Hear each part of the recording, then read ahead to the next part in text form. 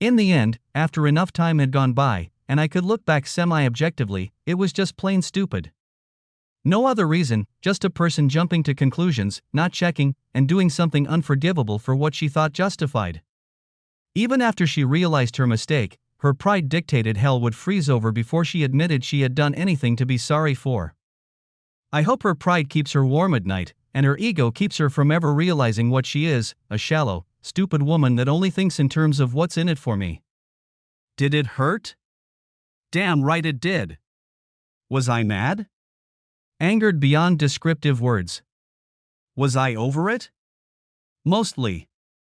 It still hurts when I see a family with small children and I think it should have been us swinging the little girl around while she screamed and giggled, or tossing a ball to a small boy, praising him like mad when he caught it. Then again, I thank God, or karma, or just plain good luck that it happened before we'd had children. I can't abide the thought of being a part-time father. We were young, even now, 3 years later, I'm only 28 and she's 26. We married when she was 21 and I had just turned 23. We had our dreams, the house, the kids, nice cars, the whole ball of wax. Suburban utopia. Anita was not drop-dead gorgeous, but she was very pretty. Reddish blonde hair, green eyes, 5'7", 115 pounds. Well-distributed pounds. When she put the war paint on, wore the LBD in 4-inch heels, guys lost their train of thought and stopped looking where they were going. Everybody said I was handsome, in a rugged way. I was never a pretty boy, but I was all right. 6'2", 200 pounds, with almost no fat. Pretty good muscles from my job in the gym, light brown hair worn long, and gray eyes. We made a handsome couple. We were also rednecks, in the complete use of the word. It was just the lifestyle we were raised in. We were strong on family, and despised promise breakers, especially when the promises included wedding vows. Most of our friends had also married young, and they were already starting to break up. 3 divorces so far, mostly over money and cheating. We were pretty lucky. I started out 3 days after high school graduation at a new place, specializing in smaller parts for cars, mostly German. It paid really good for someone with just a high school education, and I showed my gratitude by doing the best job I possibly could.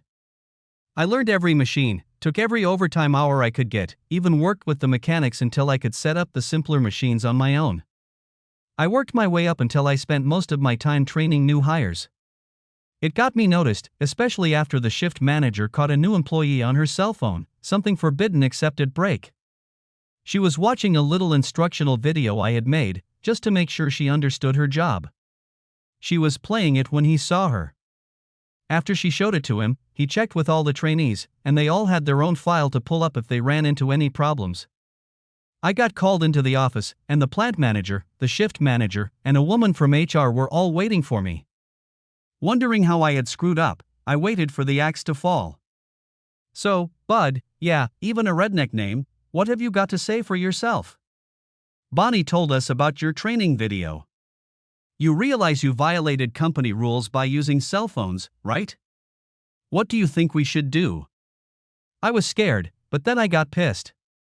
My theory had always been when in doubt, attack. Screw them all, I was only trying to make the company more productive. I think you should let me put the videos on the workstation computer, so they can pull them up on company-sanctioned equipment. You guys keep me moving, training 3 to 4 people at a time, and it really helps them when I'm somewhere else. If you think that's a bad idea, you should go ahead and can me. They were a little taken aback that I had gone on the offensive. They just wanted to yank my chain for a bit before suggesting the very same thing. When everybody settled down, I was given $1 more an hour and named training coordinator. Nita was tickled to death. She had been working full-time and taking a partial load of classes at the local college, working for her degree as a registered nurse. If she took a full load, she could graduate in less than a year. We talked it over. We always talked every major decision over back then, and she went to part-time so she could concentrate on school. I picked up even more overtime, but a year later both sets of parents, all our siblings and friends sat in the auditorium as she walked across the stage. She was the first one on either side of the family with a college degree. Even though I was a trainer, I was still based on third shift. It let me come in early to train the second shift, and stay over to work with the ones on first. Plus, it maximized my time with my honey. Nita looked around at several entry-level positions, but the pay was a little low. She was told time and again after she had a couple years of experience her wages would increase. She talked to a couple of girls at both locations, and found out they had a habit of letting nurses go right around the 2-year mark, to get someone cheaper. Then one day a friend had an accident and we took her to the ER. They were swamped, and very short-handed. Nita finally asked a nurse when she got a break why there weren't more on duty. Can't find anyone willing to work the hours, especially the weekends at night. Too bad, really. The pay is outstanding. Her application was accepted, she got an interview, and 2 weeks later she was one of the third-shift nurses on Friday, Saturday, and Sunday. And the nurse was right, the money was really good for someone just starting out. She was scheduled for 30 hours a week, but soon was working 40 plus. Between that and my job, the money was rolling in. We decided early on not to change our lifestyle and socked the money away. Our double wide and 4 acres was getting closer and closer. A year went by. We learned to schedule our time so we could be together as much as possible. We usually had breakfast together if I didn't have to work over, and the bedroom time was as stellar as ever. We managed to sleep at least part of every day together. Life was good. Then I stumbled into something that could possibly make our life much better.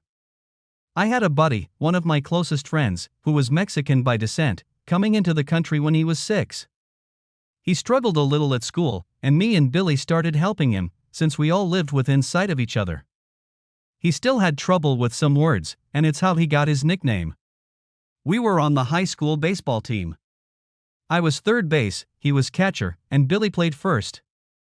A guy hit into right field with the bases loaded, and the outfielder made an outstanding catch, tossing the ball to Billy, who shoveled it off to me, throwing so hard he almost knocked my glove off.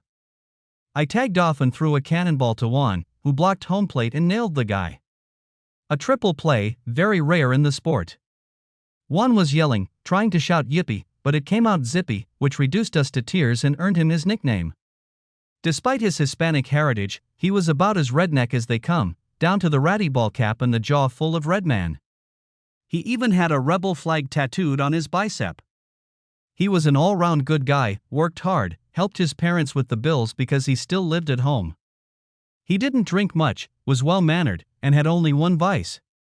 His hobby, his passion, was carp fishing. Carp fishing is in my mind proof that people will find a way to gamble on anything. You went to a stocked pond, paid your fee, and fished. Carp is almost inedible, but the point was to catch one that won the hourly jackpot, the 24-hour jackpot, and the holy grail of carp fishing, the weight fish. A weight fish was a fish of a designated weight for that particular pond, chosen at random when a jackpot was hit. You paid so much an hour to stay in the pot when you fished, and if you were lucky enough to say, catch one that weighed 11 pounds and 10 ounces, the chosen weight, you won the jackpot. The jackpots would build for weeks and even months sometimes, until someone hit it. There was often hundreds, even 1,000 plus in the pot. It sounds expensive, and it is if you get in every pot. They even had an hourly pot for the smallest carp caught, and you could tie up $100 or more pretty quick any given night. It was too rich for me, trying to save for a house, but he was single, made good money, and loved it. He even won once in a while, but I'm sure if you added it all up he was seriously in the hole. Every serious carp fisherman had his own special bait, and Zippy was no exception, concocting blends until the smell made his mother banish his efforts from the kitchen. He had just won a big jackpot, so he bought a small prefab building Billy and I helped set up. We even helped with his blending from time to time, if we could stand the smell. The rotten chicken blend still makes me gag when I think about it.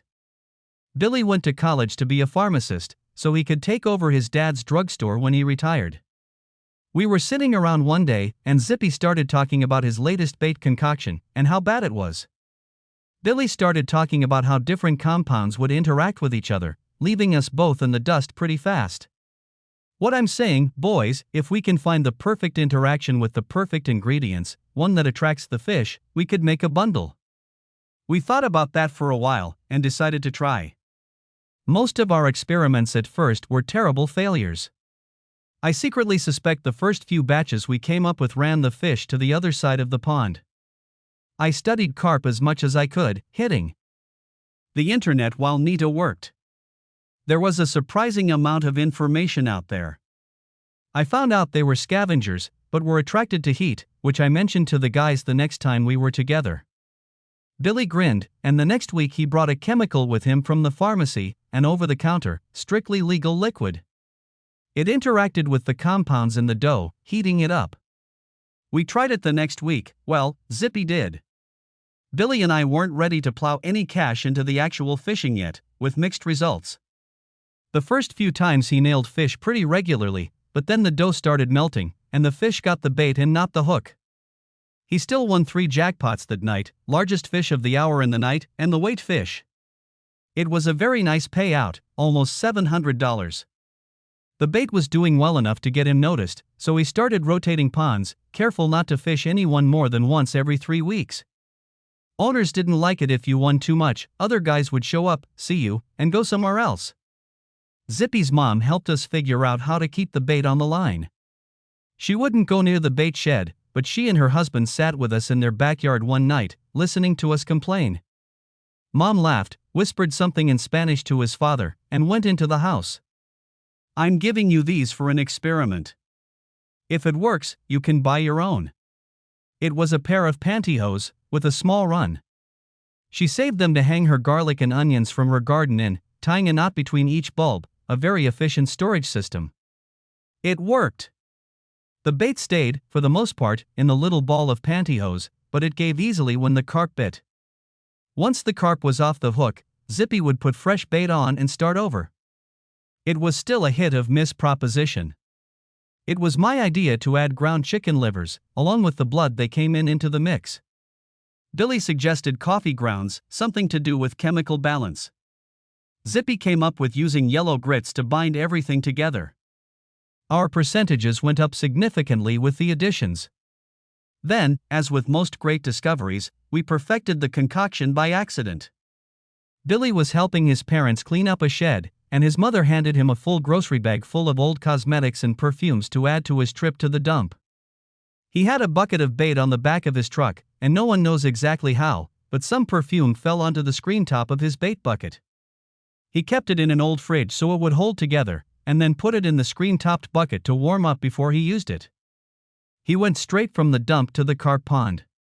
Sighing, he tried to blend the perfume in as much as possible to dilute the smell. The fish went crazy.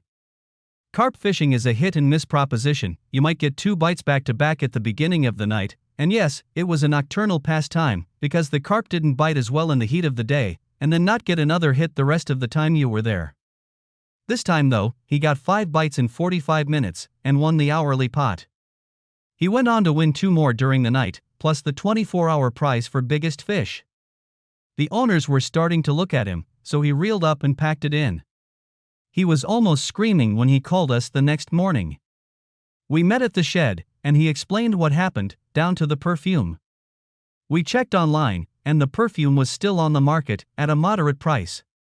We made another batch, guessing the amount of the perfume, and Zippy went to another pond all the way across the county, and the results were the same. He won 3 hourlies out of 4, and wisely left.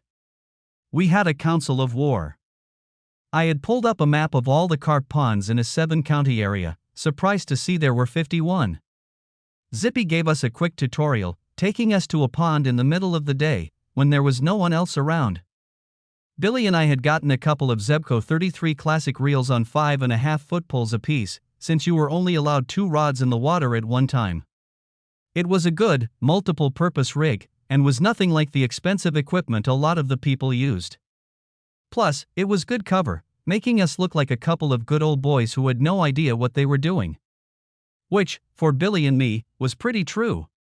We decided early on not to ever be at the same pond at the same time, and to fish one and move on, not coming back for at least a month. The last thing we wanted to do was establish a pattern, or become too well known.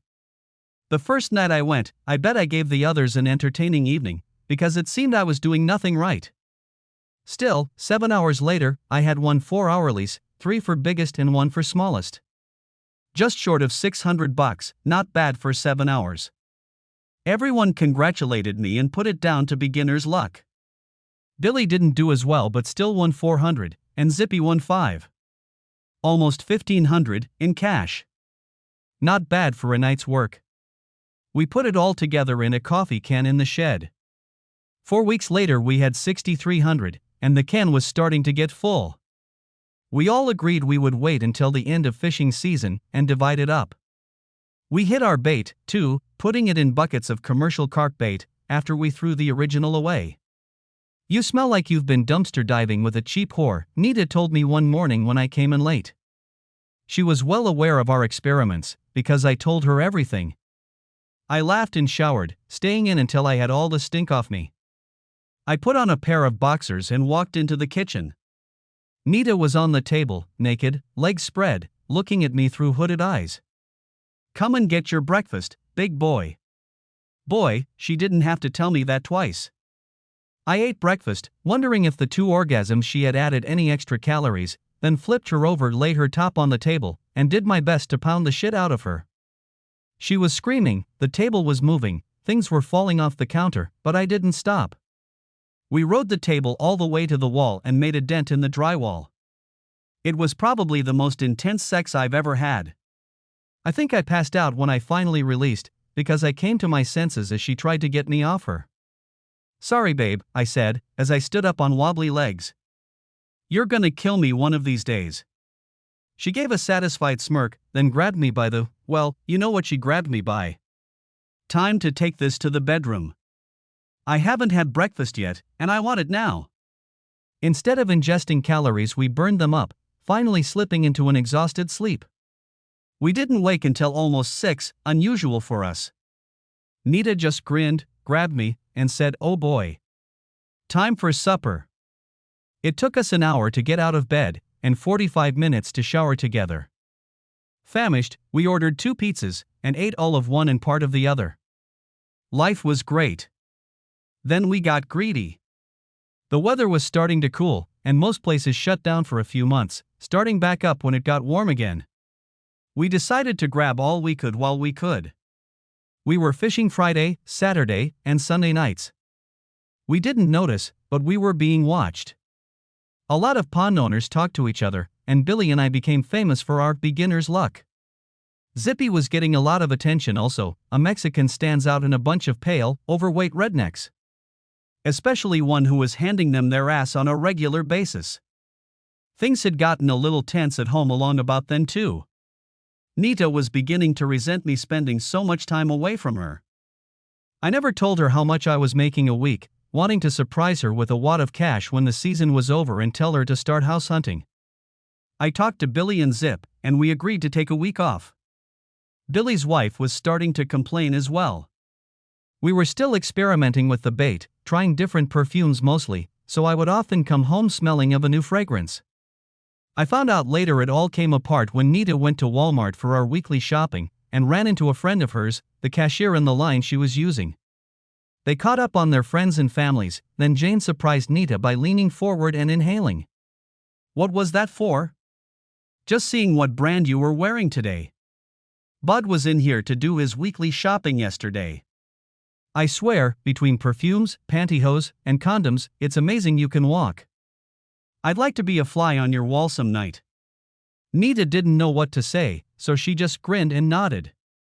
I had told her we had figured out a way to keep the dough on the hook, but hadn't gone into details. When she got home, she tore the house up looking for my stash, not knowing it was all at the bait shed. The condoms came into play by accident. Zippy grabbed the wrong bucket and didn't realize it until he got to the pond, so he put in a panic call to Billy, because he lived near their house, telling him to grab an extra bucket before he went to the pond he was going to fish. Billy dropped the bait off, and then they found out they didn't pack the pantyhose. Zippy was about to give up in disgust when Billy smiled. He went back to his truck and pulled out a package. It was a 6-pack of condoms. "You're here, you might as well try," said Billy, grinning. It took 3 before they got it right, tying it tightly to the hook and putting tiny cuts around the sides. To their surprise, it worked really well, lasting longer than the pantyhose. We each started carrying a pair of pantyhose and a dozen rubbers in the dash of our trucks. Nita, in full jealous mode, searched the house before I got home, and then waited until I was asleep to check the truck. I have to wonder, looking back, how she must have felt when she opened the dash and pulled out 2 pair of pantyhose and a package of condoms with 2 missing. It didn't help that both pair had been worn by Billy's wife. She had given a few pairs to us after they laddered on her. Nita could tell they had been worn.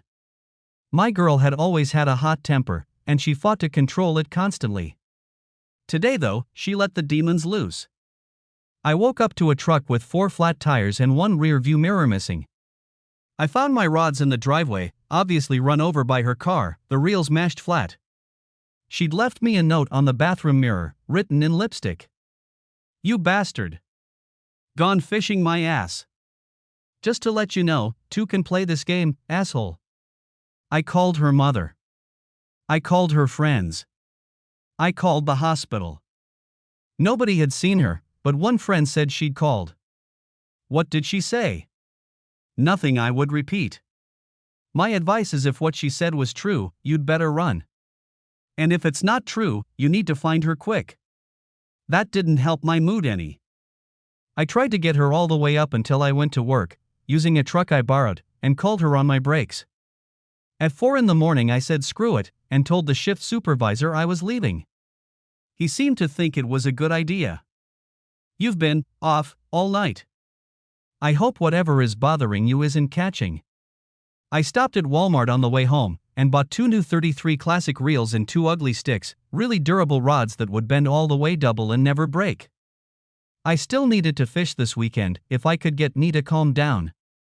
Maybe telling her about the money would help. Maybe I could even get her to go with me, and see how I spent my nights while she worked. Maybe it would calm her fears. I noticed the car, but people were always parking in the wrong spot when they visited someone in one of the apartments. It stood out though, a BMW mixed with all the compact cars and old trucks. I was just happy to see Nita's car. I grabbed my bags in one hand and the rods in the other, balancing while I opened the door before finally letting the bag go and turning my key. It had swung open about halfway, and a deaf man could have heard them. "That's it, baby. Right there. How you liking this married pussy now, big boy?" It was Nita's voice, along with some guy grunting. Now, a reasonable man would have found out exactly what was happening before he reacted. A thinking man would have gotten evidence and burnt the bitch to the ground. A wimp would have just turned around and left, or sneaked in to watch. A redneck would have just kicked ass. I was never known for my reasoning abilities or my intelligence. The last man that called me a wimp has a partial to remind him every day that wasn't the best idea he'd ever had. I was a redneck, and rednecks tend to react violently. I kicked the bedroom door off the hinges, catching my loving wife and some asshole in bed. She was riding him reverse cowgirl, so I looked her right in the eyes. She went pale, then red. "How's it feel, motherfucker? Sucks being screwed over, huh? Now you." That was all she got out when I slapped her so hard she went off the bed. I recognized the guy, one of the ER doctors and a known pussy hound. She told me once she couldn't stand him, he'd screwed up 2 marriages already, and the administration had warned him to stay away from married women. Looks like he didn't listen. He jumped up, deciding to bluff his way out. He was a gym rat, and liked to brag about his black belt. "Calm down, dude." She came on to me. "Is it my fault you can't keep her satisfied? I'm going to get my clothes and leave. It looks like the fun and games are over, at least for tonight. Get out of my way now, and you won't get hurt. You don't want your ass kicked by the man that just fucked your wife. That would be just too much. Keep a little dignity, and move." I looked down at his balls, surprised to see them average-sized. I figured they'd be the size of grapefruits with his attitude. He must have seen it in my eyes, and crouched down into a fighting stance. In my rage I had forgotten I still held the rods in my hand. One night at a pond I saw a guy trying to wrestle in a monster. His buddy was helping him when the line snapped, and the rod whipped back. It hit his friend right across the cheek, and the welt stayed there for the rest of the summer. People into inflicting pain should check out a rod.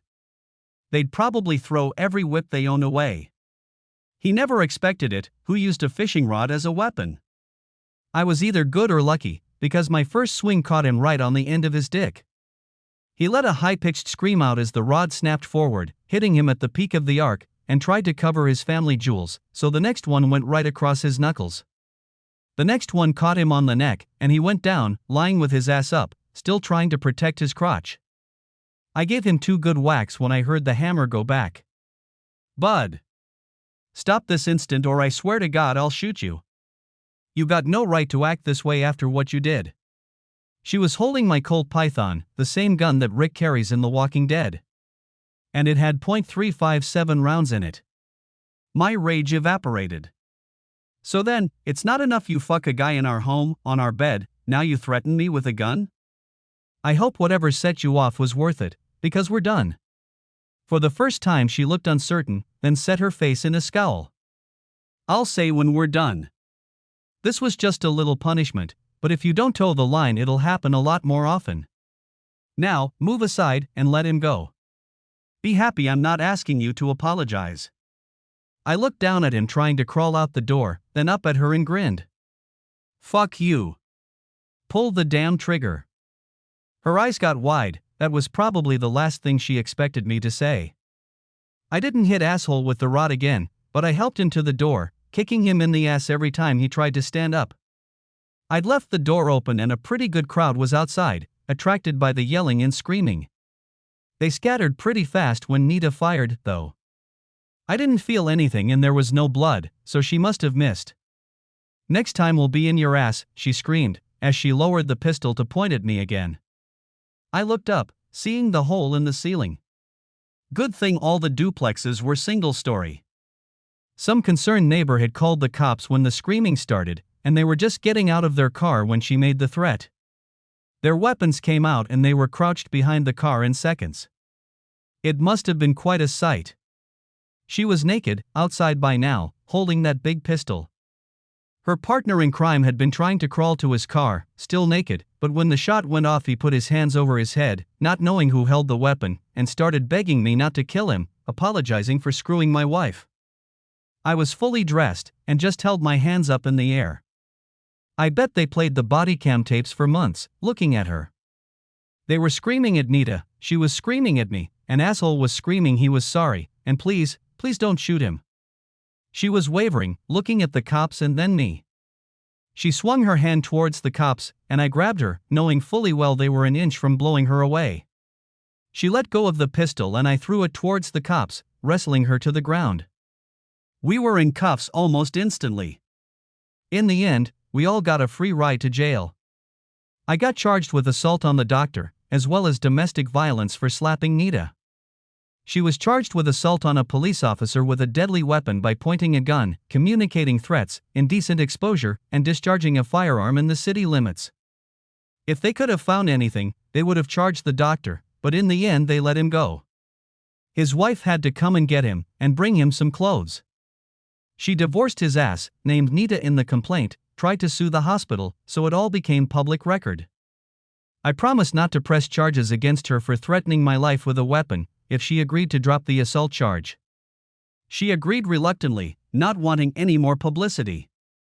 The doctor could have made my life very uncomfortable, but he saw the writing on the wall and took off for parts unknown. It took his wife almost a year to find him, working in a clinic overseas. She already had most of their assets, but he had to pay child support, retroactive at that.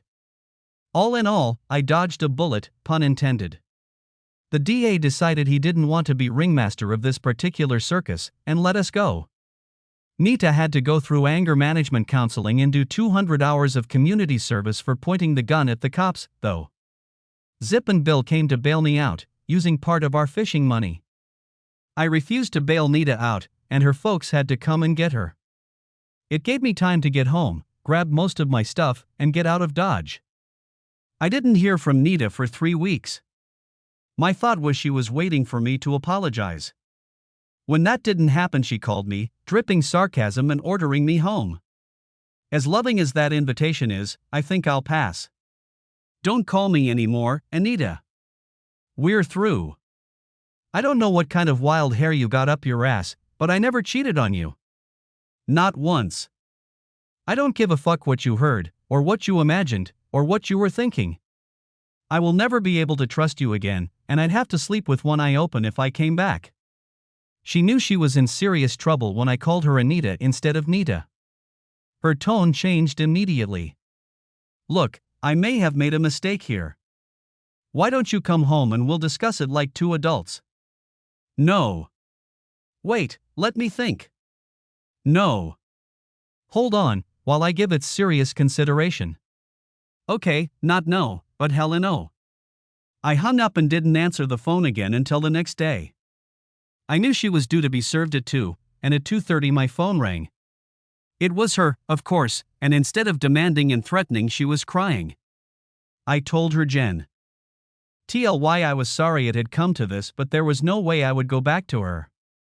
I'm sorry, Anita, I truly am. But I can't go back, and I can't get over how easily you trashed our marriage, so this is the only way forward. Please don't fight it. She fought it, delayed it as long as she could. Finally, the judge got tired of it. I never showed up for any of the proceedings. I couldn't see the point. Maybe I should have, because the judge issued an order for marriage counseling. 1 session apiece, and 10 jointly. I made sure to stipulate that if, at the end of the counseling, I still wanted the divorce, it would go through without hindrance. If not, I would ignore the order and take my chances at jail. I was hauled before the judge, and he listened as I told him my reasons. He looked at me sadly, realizing he was wasting everyone's time, but agreed and complied Anita to do the same.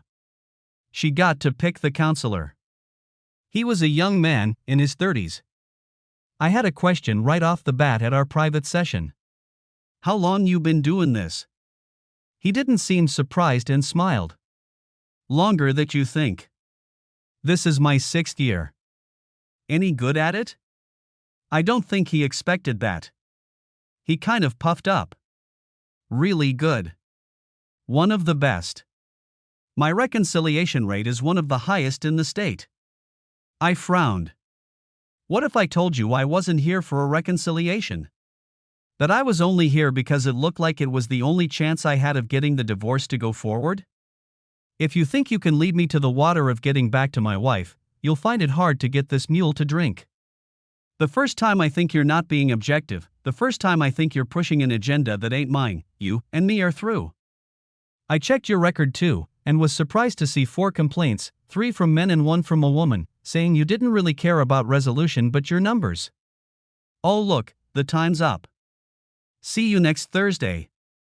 6 sharp. He looked a lot like the carp I hooked, gasping in the net. The first 2 sessions were kind of difficult. He told us to sit together on a love seat facing him. I chose a recliner. I could see the frown he was trying to hide. The first hour was pretty much about her and the little mistake she had made. So was the second. When she started out doing the same, I pulled out the newspaper I'd brought along and started reading. Both of them looked at me in surprise. What are you doing? If I wanted reruns, I'd watch some old television series. For 2.5 hours you've let her ramble and have made no effort to push her to focus. If that's what you want, fine. Carry on. I'll just sit here quietly and read. He was pissed. You could see it in his eyes and his body language. Bud, if you don't. I stopped him.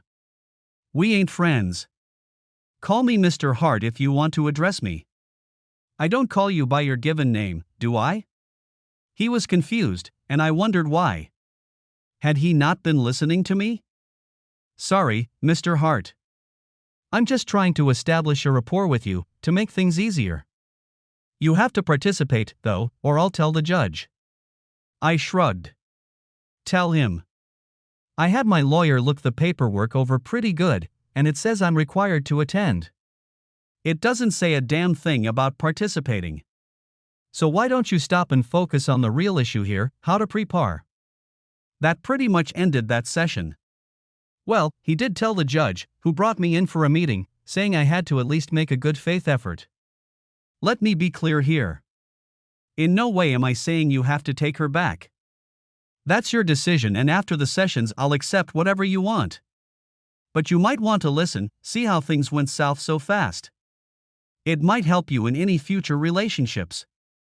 He was a pretty sharp old goat, I guess that's why he was a judge. So, I did some due diligence, my lawyer taught me that, and was prepared for the next session. I handed both Anita and the counselor, Bob, a sheet of paper. What's this? It's a record of all the times I was fishin' when she thought I might be fooling around. Those guys keep pretty good records, so you'll see the times I arrived and the times I left, or at least the times I cashed in my last pot. And if think I was having romantic interludes at a carp pond, you've obviously never been to one.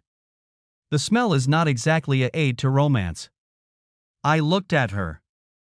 Look, maybe I should have explained about the condoms and pantyhose, but I didn't see a need. You only half listened when I told you about what I was doing anyway. You had your hobbies, the occasional night out with the girls, shopping, that sort of thing. Did I think you were cheating? No. I think you might have danced a little too close a time or two, or let hands wander where they shouldn't a little, but I trusted you. So I didn't check up on you, didn't search your car or look for motel receipts. I didn't look in your panties to see if there was something there that shouldn't be. If I had thought something was up, I would have talked to you. Why couldn't you do the same?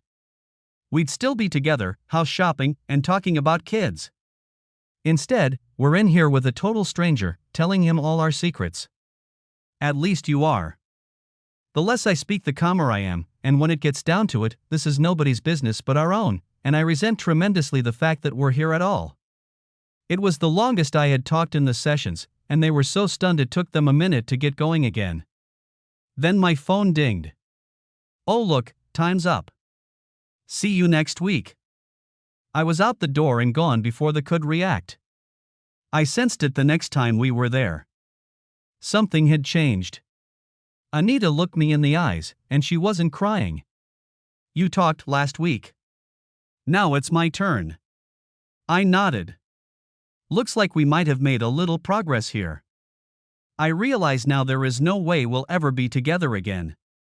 I broke that and it can't be fixed. I just want to tell you some of what I was thinking. You were the perfect husband. You didn't drink much, you held a good job, and you didn't fool around on me. I was so proud of you. All the nurses at work, at least the younger ones, were either divorced or fooling around. I was so lucky we had the same schedule. Most of them were having affairs because the husbands were taking advantage of all that weekend freedom to hook up, and it was mostly revenge. I bragged on you so much. Then you started fishing. Suddenly you weren't home while I worked. I trusted you at first, but then you started fishing more. The time apart grew longer, and all my friends said the same thing. He's got a girlfriend. Then a week before it all fell apart, one of them told me she saw you with another woman, and you were laughing and even hugged each other. I wanted to ask you then, but was so afraid of the answer. Then Jane told me about the perfumes, condoms, and pantyhose. What was I supposed to think? You know I've always had to fight to control my temper, but I couldn't this time. My only thought was to hurt you the way you hurt me. So I hooked up with Dr. Sleaze, he was available and willing. Even then, I was never going to tell you, it would be my little secret when I thought about you cheating. Then you came home early and it all went to hell. You weren't supposed to be there. You were never supposed to know. I was so ashamed until my anger took over. Only the shock of you slapping me calmed me down. Even then, when you were whipping asshole with that fishing rod, I knew we were over. I only pulled your revolver out of the nightstand to keep you from killing him. I have to admit though, that my anger was still there, and my finger was itching to pull the trigger. When you looked me in the eyes and told me to pull the trigger, at that exact moment I knew I didn't matter to you anymore. Just like that, the rage started going away. I was still confused when the cops showed up. I even considered shooting in their direction, so they would kill me and end the pain. She stopped, wiped her eyes, and drank some water. I started to say something but she stopped me. Then we all went to jail. It broke my heart all over again when you refused to get me out and left. Then the doctor's wife came and it got even uglier. When she sued the hospital, it all came out. My friends, my family, they all knew something happened, but now they knew the details. It was a pretty lonely time for me. You were gone, my friends were gone, management at the hospital was not pleased with me. They kept me though, because I was an excellent nurse, but the warm feeling I got from my job was gone. So here are. I fucked up, and even though I would do anything to fix it, I know you. You're an Old Testament kind of man, and I always admired you for your beliefs. I've made a decision. The session stopped today. I give up, bud. Before I could respond, she was out the door and gone. I looked at the counselor. Should I go after her? Only if you're concerned she might do harm to herself. Otherwise, I would leave her alone. She's already started her recovery process, I would just leave her in peace.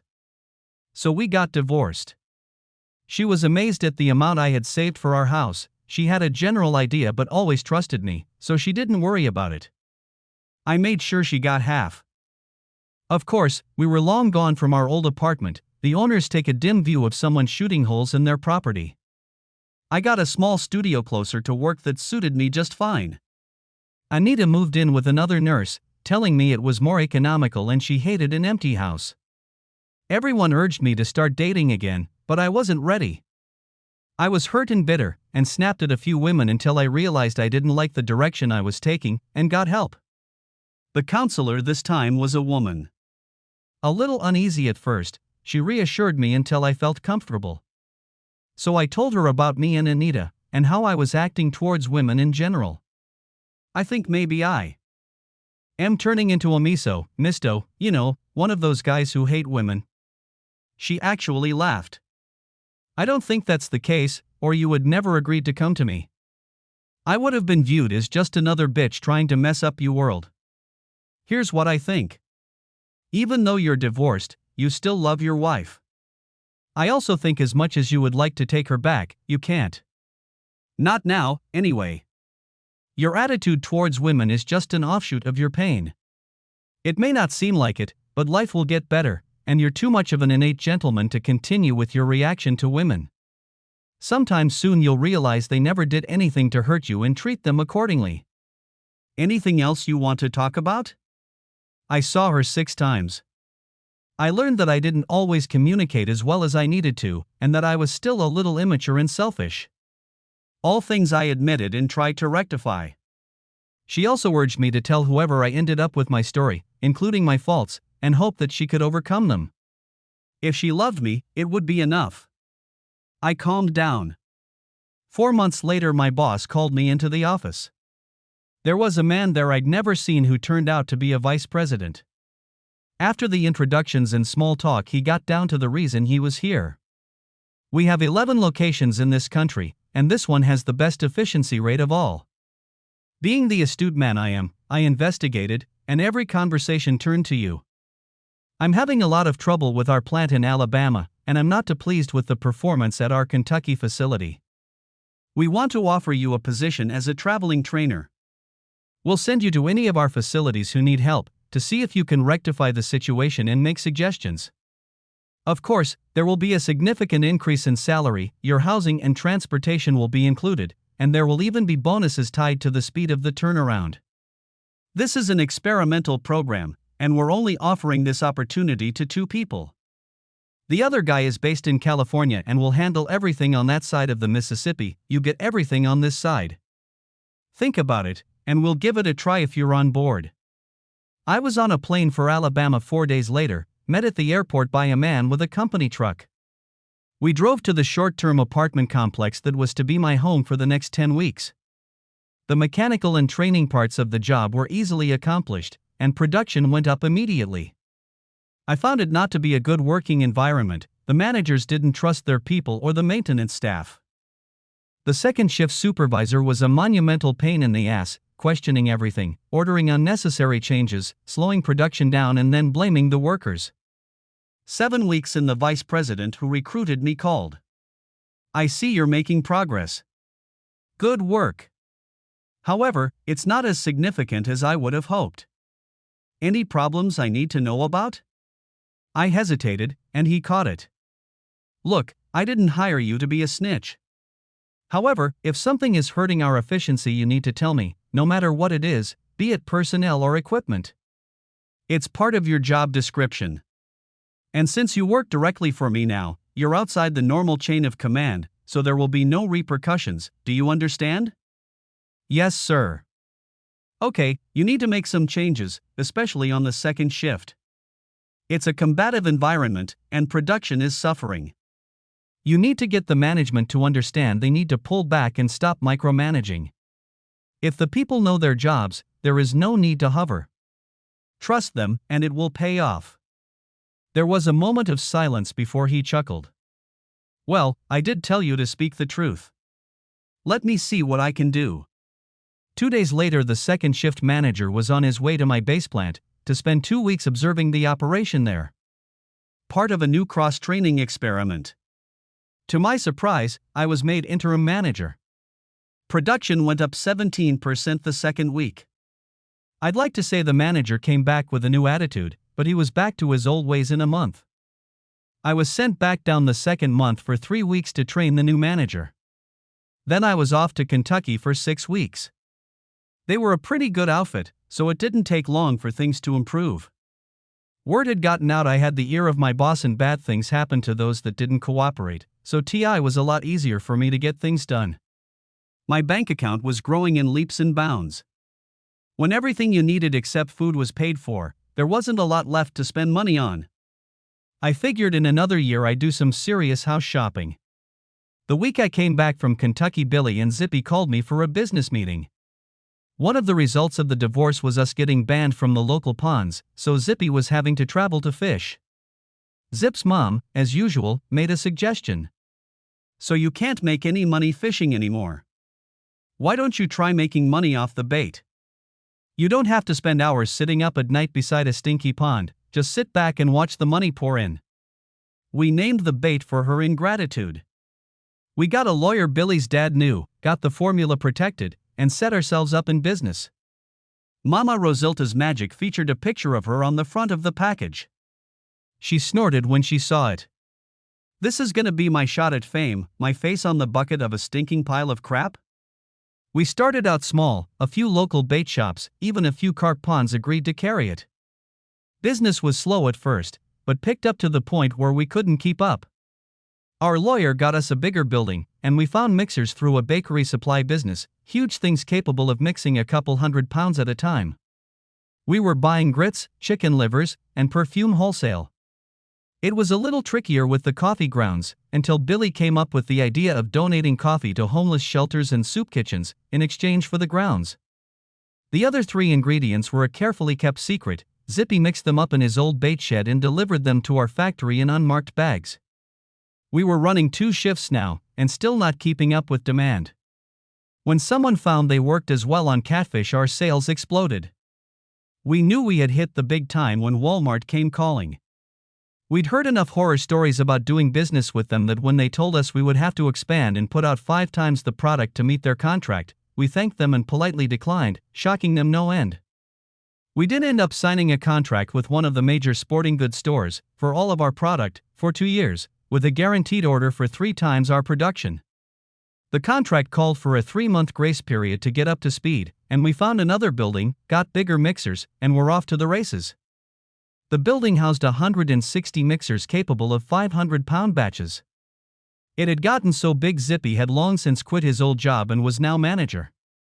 His mother came on board, quitting her old job as office manager for a law firm, and ran the business side, for about twice what she had been making. We were an LLC, Zippy owned a third, Billy owned a third, and I owned 20% as a silent partner. Mama Rosie owned the other 10%, if it weren't for her we wouldn't even be here, and it guaranteed her staying with us. It had been a year and a half, and I was home for the first time in 8 months, moving from one plant to the other as needed. I even got to cross the river, working at a facility just outside of Kansas City. I was well known throughout the company for my fondness of barbecue, even had t-shirts from different places I'd been. I loved a mustard-based sauce in Alabama, a spicy thick brown sugar tomato style in Kentucky. Every state had a different blend.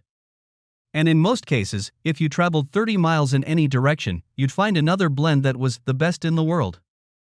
I decided to go to my favorite place in the world and wore my new Kansas City shirt. The owner almost threw me out. I had to tell him it was a free shirt, and besides, everybody in the universe knew his was the ultimate. It placated him enough to let me eat and give me a shirt I had to promise to wear the next time I was at an out-of-town joint, and I had to send pictures. I saw her come in. Anita didn't notice me, and I got to look her over pretty good. She was thinner, and her hair was a lot shorter than I ever remembered. It was more blonde than I remembered, but it suited her tan. She'd always liked the sun. She was with 2 girls and another guy, and rather than let it get awkward when she saw me, I walked over after they had been seated. She was laughing, but it died when she looked up. I didn't want to disturb you or your friends, Anita. I just didn't want it to get awkward when you saw me, so I thought I'd come over and say hello. Like the new do, girl. Looks good on you. Enjoy your meal. She touched her hair with a little smile on her lips. Thank you, bud. You look pretty good yourself. Travel must agree with you. Well, when you're gone as much as I am, it came down to whether I wanted to spend my time in bars or the gym, and I never was much of a drinker. I'll let you get to your meal now. And Nita, it is good to see you again. Her eyes got big when I used my pet name for her, and she nodded as I moved back to my table. 3 minutes later, someone loomed over me. It was her, and she was holding her plate. Can I share your table? We were going to get it to go, but I think I'd like to stay a while. I stood up and pulled out a chair for her. So we ate, and we talked. Really talked. She surprised me when she told me she had quit the hospital and had gotten a job in an office with regular hours. The pay wasn't quite as much, but she finally had the experience everyone had wanted when she first started out, so she did all right. She surprised me by telling me she had a therapist she met with once a month to keep her anger issues in check and her focus clear. I told her about my sessions, which surprised her. Anita finally got around to asking the question that must have been bugging her since she saw me. Seeing anyone? I laughed, surprising her. Not seriously. Hard to establish a romance when you're gone as much as I am. I'm not willing to subject anyone to a part-time relationship, it wouldn't be fair. She smiled. Me either. At first, with my schedule, it wasn't really possible to start dating except for people I worked with, and well, you know. She stopped, a bit embarrassed. I surprised her by taking her hand. You don't need to dredge up bad memories. The past is the past, and we don't need to dwell on it. How about now? You've got normal working hours, so it should give you plenty of time. It seemed to embarrass her to admit she had dated a few men. Realistically, I didn't expect her to become a nun. She also added she had found anyone worth more than 3 dates. She changed the subject, asking about my shirt, so I spent the rest of the meal telling her about wild places I'd visited and strange things I'd eaten. Barbecued alligator wasn't that bad, armadillo not so much. Ostrich was pretty good though, as was mutton from Kentucky. She made faces as I talked and giggled at my assessments. She finally looked down at her watch. Shit. I'm late. I have to go. Thanks for spending time with me, bud. It really was good to see you. Before I could think, she leaned down and gave me a very nice kiss. Call me when you're in town, I would not mind at all if you did. I looked down after she walked out the door, seeing a business card. It was her office, and her number was written on the back. I thought about it for a while before I slipped it into my wallet. We would see each other once in a while when I was home. I think she would have liked to have gotten intimate, but I just couldn't. She gave up for a while, and started seeing another nurse from a different office. I still traveled, still went to the gym, but I had developed a new interest, taking online classes. I wanted to be more than just a traveling trainer. When my boss found out, he had the company pay for the classes, calling it an investment.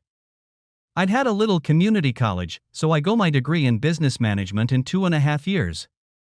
I got the diploma in the mail, deeply aware how painful it was not to have someone to share it with. Then my boss called me, telling me to come to corporate headquarters. He introduced me to my replacement. You've done a hell of a job, but I know well how traveling can be on a young man. Now that you've got that degree, it's time to move you along. The manager at your home facility is retiring, and the production manager is moving up. I suddenly have a vacancy in my management team, and you would be the perfect fit. You've got 4 months before Jack retires, but I'll need an answer in 2, so I can look for someone else if you decide you're not interested. Something else to think about, the production manager is in his late 50s, so sometime down the road the manager position will be open again, and you know how I like to promote from within. Think about it, and in the meantime, Jones here is going to travel with you. I always need more trainers. I did think about it, and decided it would be good for me. I was tired of the road. It was fun for a while, but I liked the idea of waking up with the same roof over my head every day. I almost fell in love.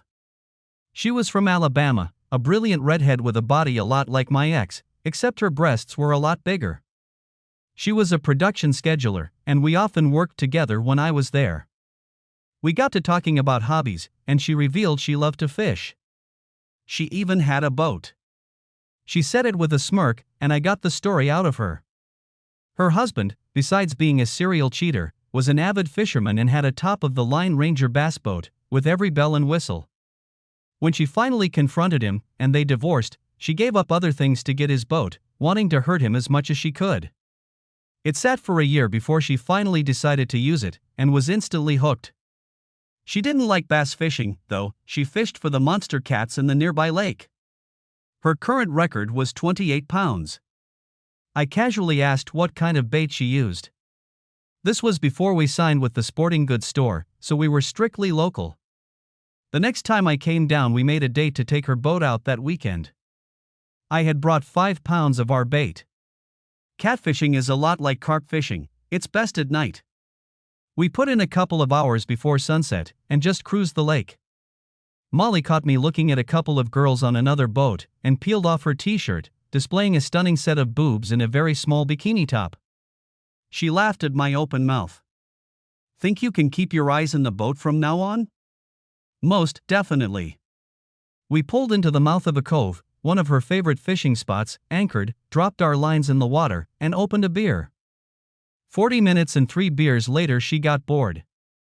The boat had very nice, oversized upholstered fishing chairs, and she climbed onto my lap and wiggled around, surprising the shit out of me. I think we need to take this opportunity to get to know each other better, don't you? I was all for that, but made a token protest. What about the fish? Fuck the fish. I got the drag set, we'll know if we get a bite.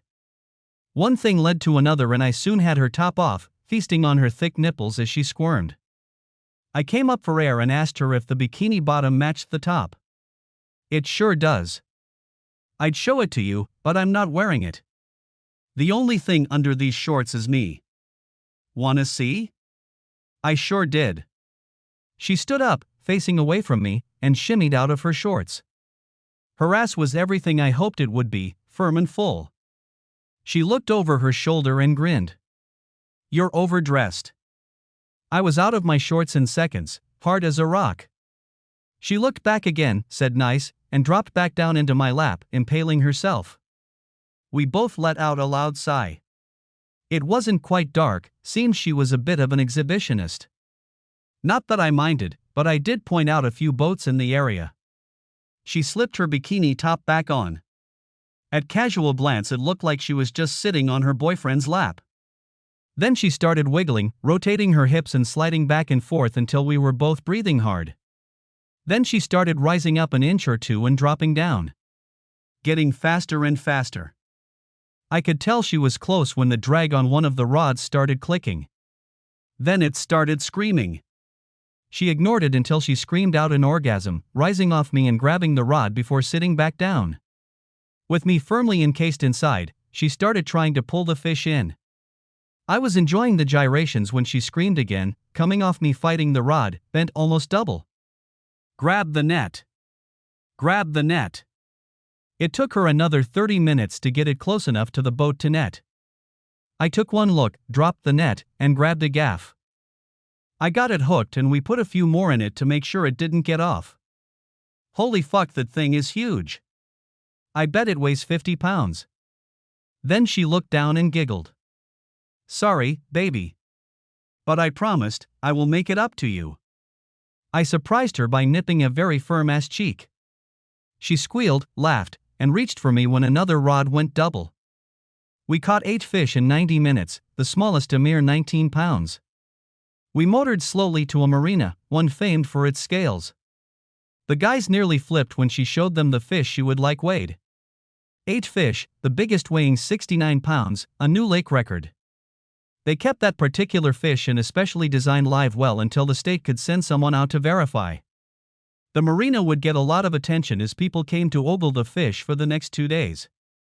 Molly got a write-up in the local and state papers, an article in the state wildlife magazine, and a television interview. I got a mention as her fishing companion. When asked what bait she used, she only said it was a commercial bait that could be bought anywhere, and she was just going to let people figure out which one on their own.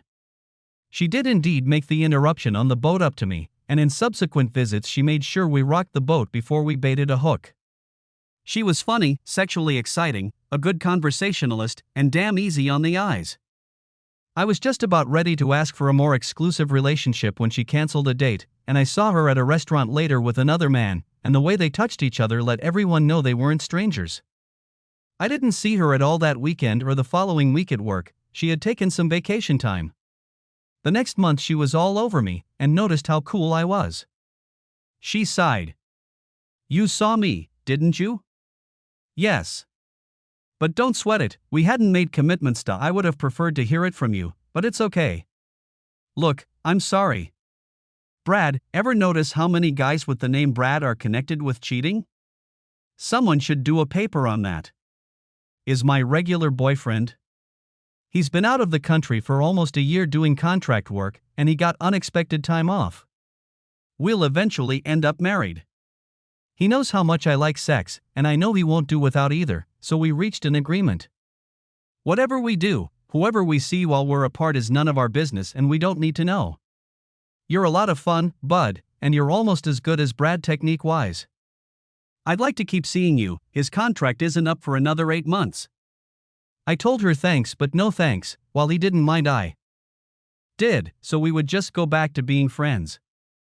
I wished her the best, but I never touched her again, except when we fished and I helped her land those monsters she was still reeling in.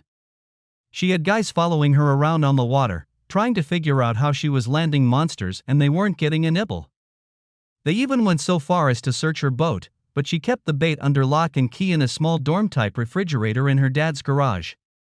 She ended up breaking her own state record, landing a 77-pound monster. She sent me a picture of her with the fish, and it was taller than she was. A guy was standing beside her, grinning. Brad, I guess. They looked happy. She kept up her hot streak, winning several tournaments, until the bait hit local stores and she lost her monopoly. By that time I was home, to ramble no more. I had taken some of my money and bought a nice house out in the country, on 8 acres. It even had a decent-sized pond on it. The property came with a small tractor and some equipment, so I kept the fields mowed, and planted a small garden. I still dated. I was a pretty eligible bachelor for the size of the area I lived in. Got laid as often as I wanted, but had found none that I thought I could spend the rest of my life with. That all changed when I came home one day to see someone sitting on my porch. Actually, 2 someones. I was surprised to see Anita, and a little girl that looked about 8. The girl bore a remarkable resemblance to Anita. "Hi," she said, getting them out of the porch swing. "I love your house, what I can see of it. I'm here to ask a favor." "Not for me, but for Annie here. She wants to learn how to fish, and I can't think of anyone I'd rather have teach her." "Please?" She was giving me puppy dog eyes, and I was surprised at how much it affected me. Annie was just staring, looking hopeful. I noticed even as she smiled there was a sadness in her eyes and wondered what that was about. Well, what did I have to lose? Did she bring her rod? Anita almost broke her face with the smile. No, we didn't know what to get. Don't you have some around here somewhere? I ended up looking like a pack mule by the time it was time to fish. We had to have chairs, a cooler for drinks, and of course, rods and reels. I gave Annie one of my standbys. It was just small enough for her to handle it. I put a pretty heavy weight on it first and made her cast across the field until she understood how it worked. She looked so serious it was almost funny. Then I baited the hook with one of the worms we had dug up out of the garden, put a cork on it, and showed her where to cast. There were a lot of bream in the pond, so I knew she would catch something eventually. Anita was rocking on the chair I'd brought her, smiling and sipping iced tea. She had that look I still recognized, and I wondered what her plan was. She was 28 now, just hitting her prime, and it showed. I idly wondered who would wear a sundress to go fishing when Annie squealed. She had a fish, a pretty good one by the way the rod was bending. I was instantly at her side, coaxing her on what to do. Anita was up beside us, cheering her on. She had caught a crappie. I didn't even know there were crappie in my pond. A good size, excellent eating. When I told her that, she immediately demanded we keep it. I promised I would, if she would eat it. It seems little Annie was a natural-born angler, because she ended up with 9 big enough to eat. I asked when she would like her fish fry. Tonight? Don't you have to get home? She looked sad again, and Anita hugged her. She can stay a little, if you want to fry her fish. There went the puppy dog eyes, but now it was in stereo. Annie didn't seem grossed out when I cleaned the fish, putting them into a little lemon water to soak while we fixed the sides.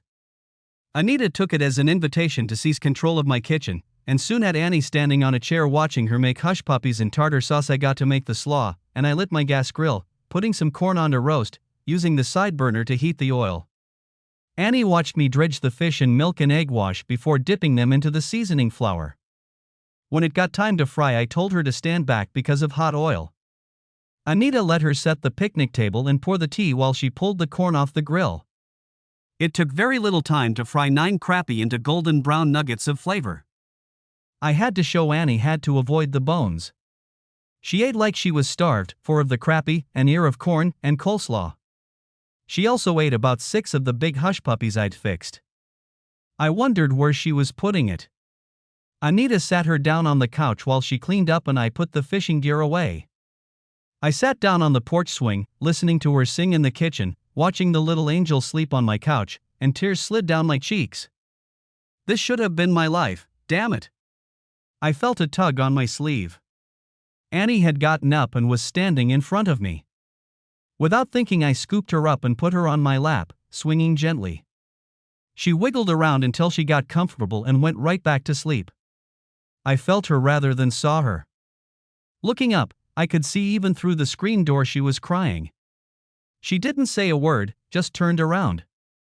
10 minutes later she was back with 2 cups of coffee, setting them on the side table and sitting in the swing, snuggling against me while she played with Anita's hair. It felt really good. I savored it for a moment before I spoke. "Wanna tell me what's going on here? Remember my sister Jan? This is her little girl. Her and her husband split, and he disappeared about 7 years ago, right after Annie was born. Jan had a good job, so she stayed where she was, raising her little girl. Then her husband came back after all those years and wanted to reconcile. She was engaged, and laughed at him, saying he would never get to be Annie's dad, because she already had one waiting. He tried for a few weeks until she got a restraining order. He got high one night, kicked open the door, and shot Jan and Tommy while Annie slept. She heard the gunshots, and got up. Her father had already run out, so that precious little girl had to call 911. Social services were about to take her when we stepped in. Mom can't handle taking care of a little girl, so I petitioned and got accepted as legal guardian. She's my little girl now, bud. I thought about it for a while. When I found out you had quit traveling, I had it, the perfect solution. She needs a daddy, and I can't think of a better man to fill those shoes. She already trusts you more than anyone I've seen her with since I got her. You could have knocked me over with a feather when she came out here and crawled into your lap. You look so good together, natural, you know. So I'm asking, not just for me but for both of us. Be a part of our lives, share a little bit of your heart, at least with her. I know I can never get you back, but if I have just a little role in your life, it would make me very happy. Please, bud. I don't know exactly when my arm went around her shoulders, but I snuggled her as much as I could with a child in my lap. Sometime during the snuggle, we went to sleep.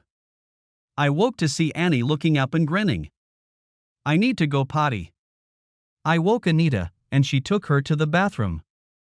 I looked at my watch, surprised to see it was almost midnight. Bet that was going to wreak havoc with the little girl's sleep schedule. Nita came out of the bathroom grinning. It's too late to go home. Annie's in the bath. That is one huge freaking tub. I need some t-shirts for nightgowns, and you need to get the guest bedroom ready. She's all excited about having a sleepover.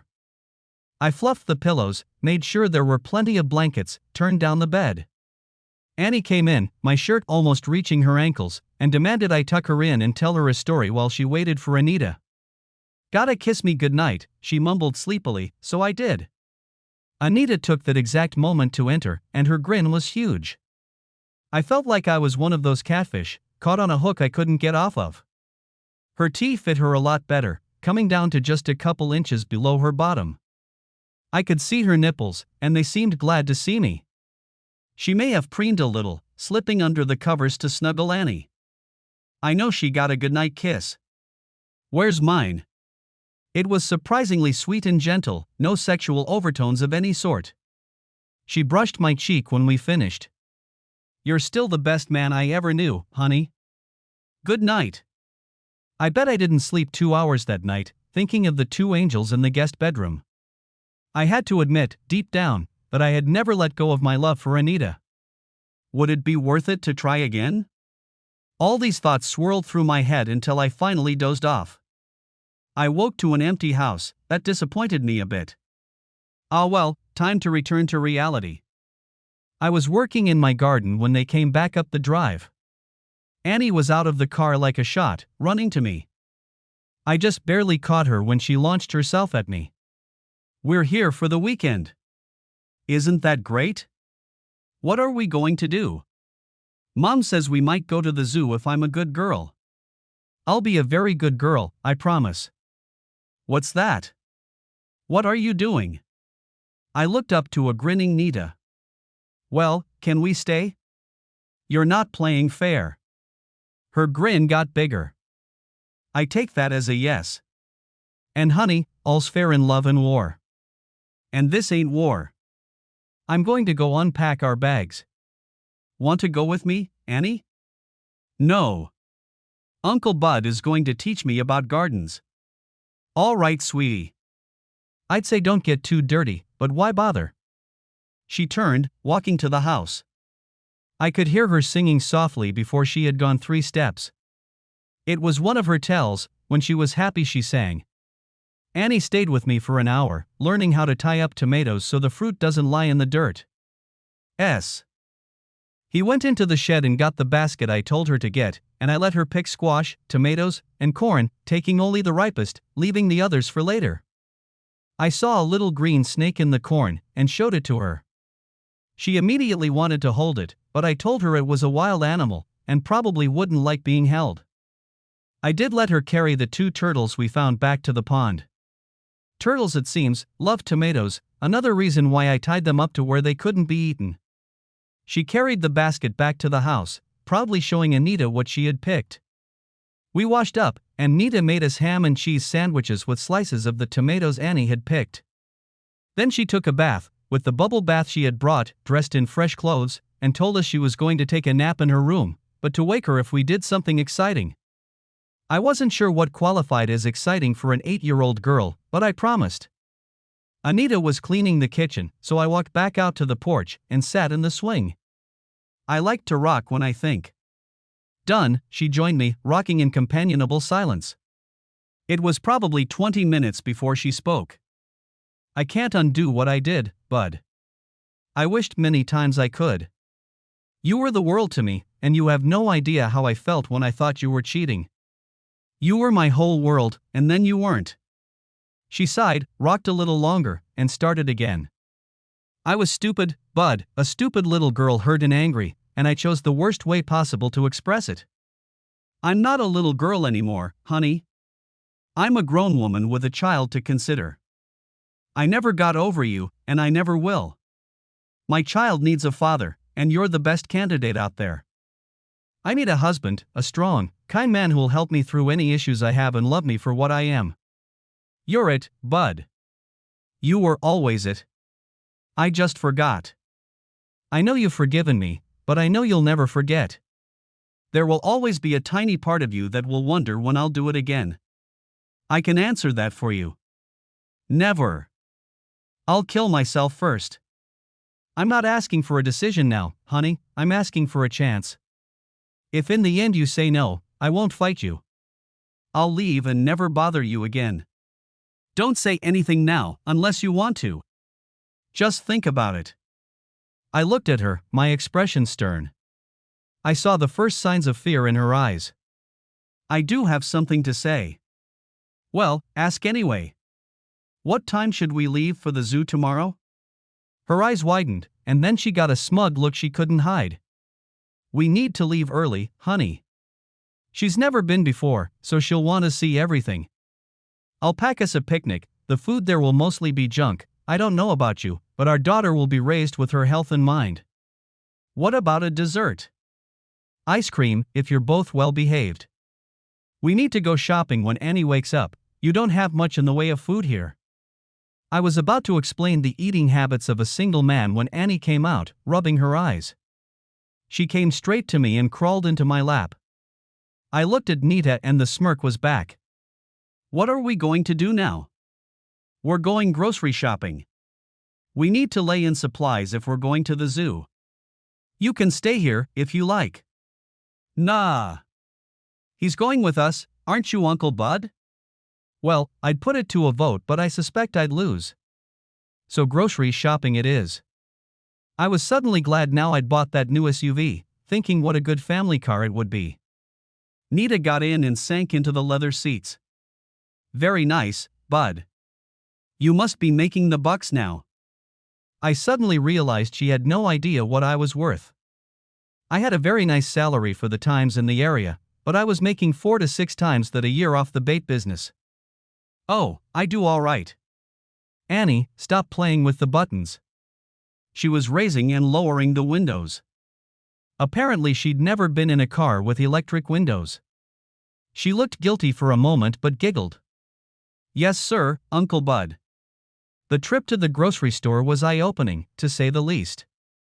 I usually just shot in, grabbed what I wanted, and was out in 15 minutes.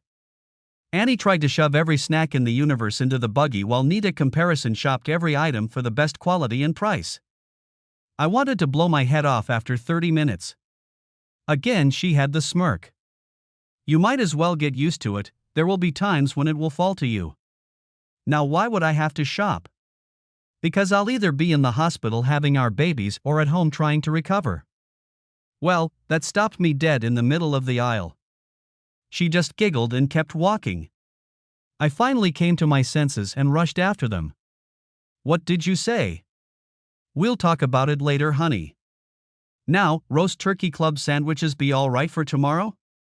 I was outvoted again, but I won a minor victory by slipping back to the meat counter and picking up T-bones for dinner. Nita grumbled about red meat until I told her I wouldn't grill one for her, we could pick up salmon or something. We were leaving when she looked over at the big box store beside the market. Suddenly we were inside looking at age-appropriate car seat for Annie. Does yours need replacing? There was the smirk again. How come I never noticed that before now? Mine is fine, honey. This is for your car. We'll be using it most for family outings, it's newer and has a lot more room. I was carrying it up to the register when Annie suddenly bolted Tati's side, Nita in hot pursuit. She had seen the swing sets, and was drooling over the most expensive. Annie, honey, we can't afford that. Even if we could, we have nowhere to put it where we live. She grinned, and I saw the shadows of Nita's smirk. She was apparently training her already. Uncle Bud has room at his house. We could put it there. We could even move in with him. How handy would that be? That face was going to freeze into that smirk if she wasn't careful. Very handy, baby. I might just buy it if he would let that happen. But it's too early yet. We have to show him how much we love him before he would even consider it. But you already love him. You told me so. And I love him too, I think. We could try. I picked her up, passing the seat to Nita. You don't understand this, sweetie, but it's a big person thing. You will when you're older, I promise. In the meantime, let's just say I'll take the swing set under advisement and see what happens. All right? It wasn't quite a promise, but it was close enough. She relaxed and I had to carry her out to the car. Nita held my hand on the way home. Me pushing too hard? You are for her, I said, checking on Annie in the mirror. There's already been a lot of upheaval in her life. Let's not complicate things. All right. When you're ready, honey, when you're ready. We grilled the steaks, corn and potatoes on the grill, eating outside again. Nita explained it to me. There's not a lot of green space where we live, so she doesn't get outside as often as she should. Let her enjoy it. That night, just after dark, I took them to the pond, set the lantern, and tossed out the lines, having Annie sit on my lap. 15 minutes later she let out a big scream as her rod went down. I coached her through it, and she landed a nice catfish, probably 5 pounds at least. She was disappointed when I threw it back, but I told her we would come back later and catch enough to eat. She caught 3, and Nita caught 2 before we stopped. I caught more than you, she crowed as we walked back. You had help, sweetie. Next time I get to sit on his lap and he can help me. No. I'm sorry, Mommy. You don't have to be sorry, baby, you just have learned to be gracious. Then it was time for bath and bed. I read her a story from the book Nita had brought, and she was asleep in minutes. I went looking, and found Nita in my bed. No sex, honey. I don't think you're ready. But I want to be snuggled. I missed that almost as much as I missed the loving. Come to bed. It was strange after all the years to hold her again. I was so confused I wasn't even sexually excited. She giggled and spooned to me, pulling my arms around her, out in minutes. I thought I'd have another sleepless night when I felt someone pulling my nose. I woke to the vision of Annie, giggling. Mommy says you have to get up. Breakfast is ready, and we need to leave soon. Hurry up. She exhausted herself at the zoo, trying to see everything all at once. Once again I was carrying a sleeping child to my car. We developed a pattern: they would show up on Friday and leave on Sunday. People got used to seeing us around town, recognizing us as a family. Zippy sealed the deal by inviting us over for a cookout. Annie would have several children her age to play with while the adults socialized. He got me alone and congratulated me for getting Nita back. I felt bad for her, you know? We all knew how hot her temper was. She made a bad mistake, but I think she's paid the price. Now, get off your ass and get her back. You both haven't been right since the divorce. Mama Rosa chimed in. That child is very lucky, coming from such tragic circumstances, to have a loving mother and father. Do what's right for her too. Billy and June agreed. I thought about it for a couple of weeks and decided majority rules. Luck helped me out. Nita usually got off early on Fridays, but there was an emergency and she called me in a panic to get Annie from daycare. Annie flew into my arms, babbling and trying to show me off. It was all I could do to get her in the car seat for the drive home. I took advantage of the ride to have a serious talk. Her eyes got wide and she started crying. I freaked, thinking I had read her wrong, but she was crying from happiness. She was calm by the time her mother got home, even though she was about to burst. Mommy, come look. She dragged her around to the backyard, where she saw an even bigger swing set than the one at the box store. Look. It's got swings, a clubhouse, a slide, everything. Do you like it? It very nice, honey, and it's not even your birthday. Annie faked sad pretty well, before she looked up and I caught it. A full-fledged smirk. Glad for once I wasn't on the end of it, I enjoyed the show. "Mommy, Daddy said there's a price. I can't have the swing set unless I live here. And since I can't live here without you, you have OT live here too. Here, Daddy said this might help you make up your mind." She handed her a gaily wrapped box. From where I was hiding, I could see the tears in her eyes. Her hands shook as she unwrapped the box and opened it. She let out a little scream when she saw the ring and sagged back until she was sitting in a swing. Annie was fidgeting, she was so excited. "Well, are you gonna do it?" "Daddy says we have to live here forever, and I'm going to get some little brothers or sisters. I'm gonna teach them how to fish, and what to do in a garden, and all about preschool and then school. It's gonna be so much fun." "Well." I stepped out from behind the tree. She saw me, smiling as tears streamed down. Then she stood up and her smirk was back. "I'll think about it, sweetie." Well, she did think about it. 36 years later, 3 more kids, 7 grandchildren, and 2 more on the way, and the jury is still out. One thing we had to learn to do was not panic if we didn't know where the other was. Nita got so bad I threatened to take her phone. I either trust you or I don't. I decided I do trust you, so enough with the phone calls already. I'm not a full-time mom, I have to work. So, do what you have to and stop worrying about it before you drive us all crazy. Yeah, she finally found out what I was worth and quit her job the next day, throwing her birth control pills away. She spent the next 2 decades shuffling kids everywhere, until they all were out of the nest. Then we shuffled, but it wasn't off to Buffalo. We took cruises, went to warm and exotic places, and cold and exotic places. Satisfied finally, we settled down to a quiet life. We got involved with a group that helps endangered children, and we're the home for kids from newborn to late teen, sometimes for months. More than one found themselves with a scholarship to a community college or trade school. The sharpest ones went on to get 4-year degrees. The wheels came off when I got home one day to see Nita looking nervous. I could see a little crown of black curls sticking out behind her. She finally coaxed her out, holding her to keep her calm. She was 4 and had been abused pretty badly. She bore the scars for the rest of her life.